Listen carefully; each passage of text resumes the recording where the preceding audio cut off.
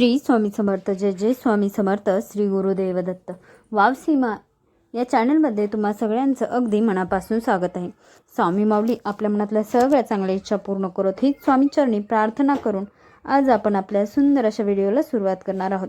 तर आपला आजचा विषय आहे, ज्या घरात ही दोन कामे केली जातात त्या घरात लक्ष्मी पाणी भरते.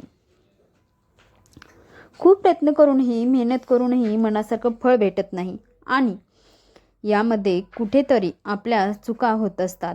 आपण अशा काही चुका करतो ज्यामुळे आपल्या घरामध्ये बरकत होत नाही. कारण श्रीमंत लोक त्यांच्याकडून अशा चुका होऊच देत नाहीत. श्रीमंत लोक त्यांना जर वेळ नसेल तर ती काम दुसऱ्या व्यक्तीकडून करून घेतात, परंतु अशी काम चुकवत नाहीत. त्यामुळे घरामध्ये बरकत होण्यासाठी ही दोन कामे नक्की करा. अनेकदा महिलांना या गोष्टी खूप वाईट वाटतात, पण यामागे एक मोठा अर्थ दडलेला असतो. वास्तुशास्त्रानुसार काही सवयी अशा असतात ज्या स्वतःसोबत दरिद्रता आणि गरिबी घरात आणतात. जर तुम्हीही या गोष्टीकडे लक्ष देत नसाल आणि या गोष्टी करत राहिलात तर तुमच्या घरातील गरिबी कधीच दूर होणार नाही.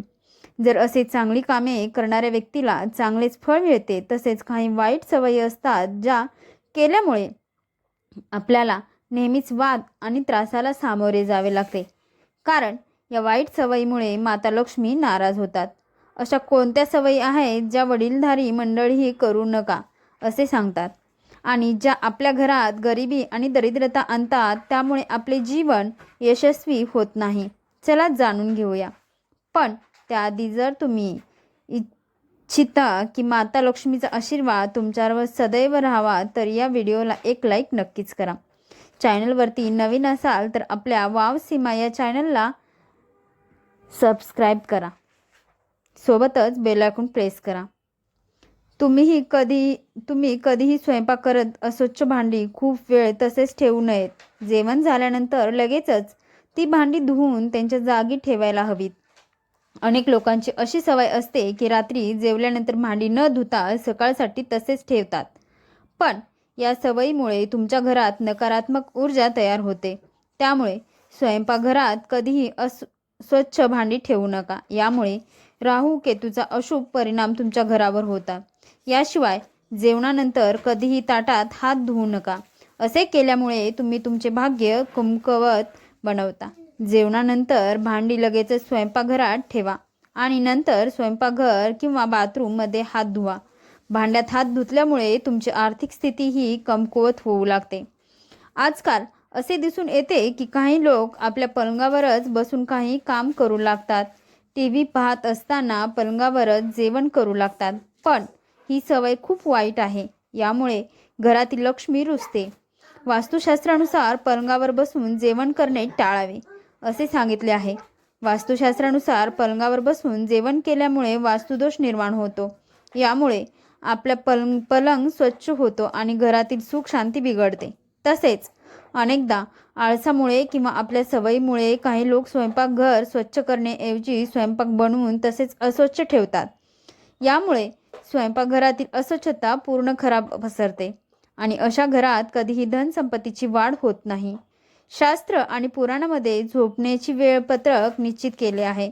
सूर्योदयाच्या आधी उठणे आणि रात्रीच्या वेळी झोपणे खूप चांगले सांगितले आहे. पण काही लोक आळसामुळे सूर्योदय आणि सूर्यास्ताच्या वेळी झोपतच राहतात. ते खूप अपयशकून मानले गेले आहे. म्हटले जाते की यामुळे माता लक्ष्मी त्या व्यक्तीवर नाराज होतात आणि घर सोडून निघून जातात.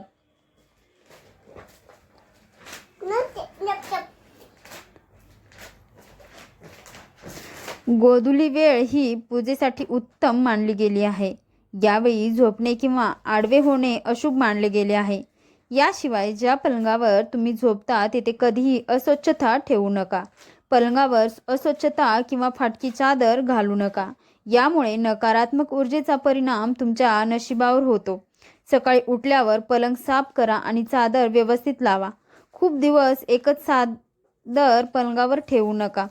घाणेरडी चादर पलंगावर ठेवल्यामुळे तुमच्या घरात दरिद्रता येते. दररोज पूजा केल्यानंतर पूजाघर किंवा मंदिर स्वच्छ करा. पूजाघर कधीही अस्वच्छ ठेवू नका.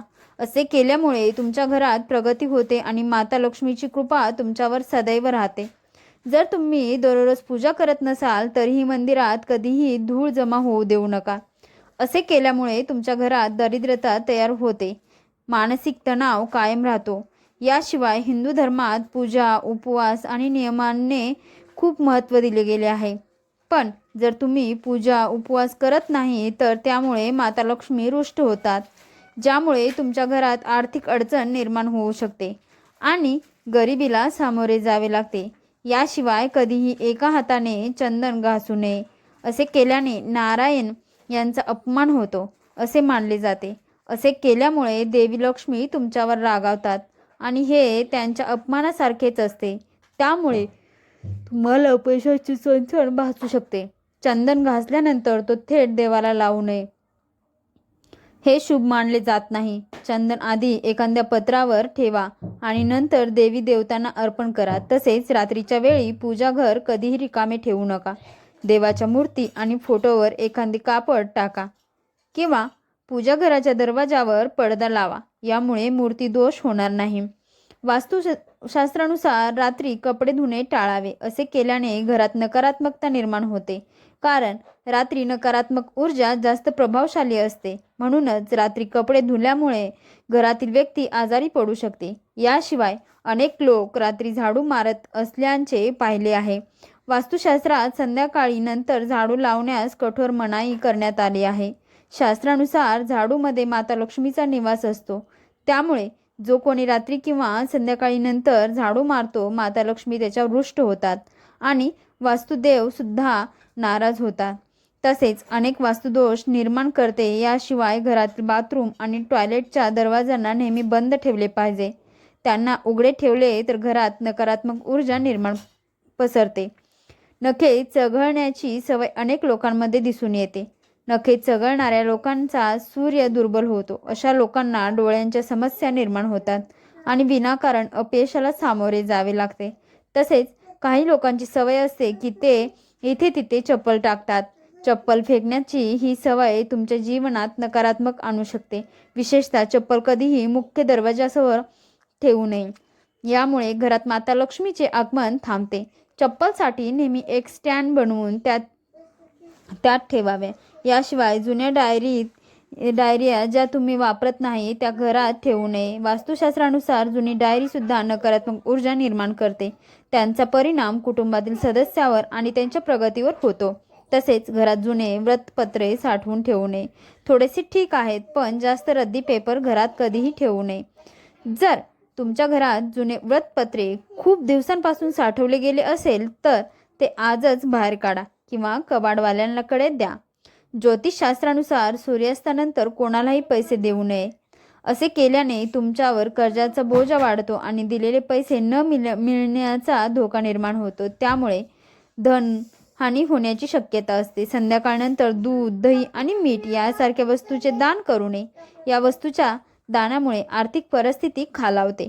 ज्या लोकांच्या घरच्या मुख्य दरवाजावर अंधार असतो त्यांच्या अनेक कामात अडथळे येतात. त्यामुळे खूप मेहनत केल्यानंतरही त्यांना यश मिळत नाही.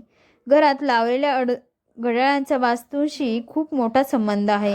जर तुम्ही उशाखाली घड्याळ ठेवून झोपत असाल तर तुमच्या वाईट काळाची सुरुवात होऊ शकते. घरातील भिंतीवर लटकलेले घड्याळ नेहमी चालू असावे. ते बंद पडल्यास ते त्वरित दुरुस्त करून टाका. घरात बंद घड्याळ ठेवण्याची घराची प्रगती थांबतात आणि माता लक्ष्मीचे आगमनही होत नाही. याशिवाय विजेची खराब उपकरणे घरात ठेवणे वास्तुशास्त्रानुसार अशुभ मानले जाते. त्यामुळे घरात उपकरणे दुरुस्त करून घ्या किंवा घराबाहेर काढा. विजेची खराब उपकरणे अनावश्यक तणाव निर्माण करतात आणि यांचा परिणाम मुलांच्या मानसिक आणि शारीरिक स्थितीवर होतो. घरात कधीही जुने खराब किंवा गंजलेले कुलूप घेऊ नये. या खराब कुलपामुळे कुटुंबातील सदस्यांच्या प्रगतीत अडथळे येतात.